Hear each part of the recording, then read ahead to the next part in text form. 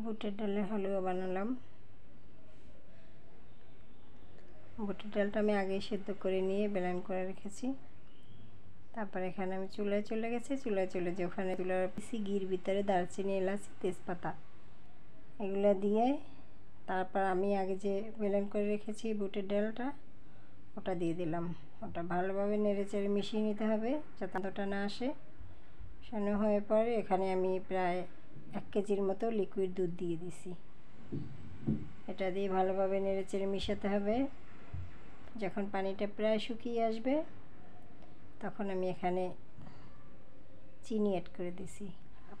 আমি আমার পরিমাণ মতো চিনি দিয়ে দিছি। অনেকে চিনি বেশি খায়, কম খায়, আমি আমার পরিমাণ মতো দিয়ে, আপনারা আপনাদের পরিমাণ মতো দিয়ে দেবেন।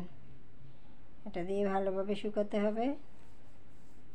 তারপর এখানে আমি সামান্য পরিমাণ লবণ অ্যাড করছি। আপনারা ইচ্ছে করে লবণ নাও দিতে পারেন। তারপর এখানে আমি বাদাম ভেজে এটা আমি একদম গুঁড়া করে নিয়েছি, ওটা দিয়ে দিলাম। এখানে আমি কাঠবাদাম, কাজু বাদাম দুটোই নিয়েছি। তারপর এখানে আবার একটু ঘি অ্যাড করে দিলাম।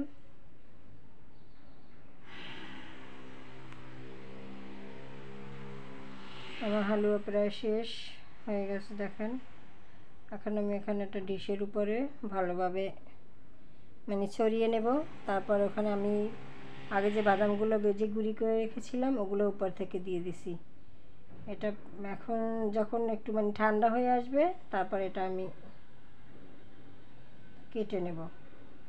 আমার যেভাবে ভালো লাগছে আমি ওইভাবে কেটে নিছি। আপনারা আপনাদের সাইজ অনুযায়ী কেটে নিতে পারেন।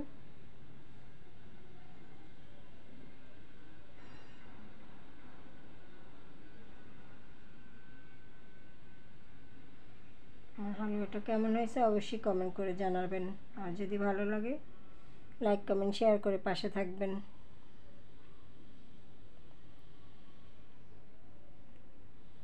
এই হলো আমার হালুয়ার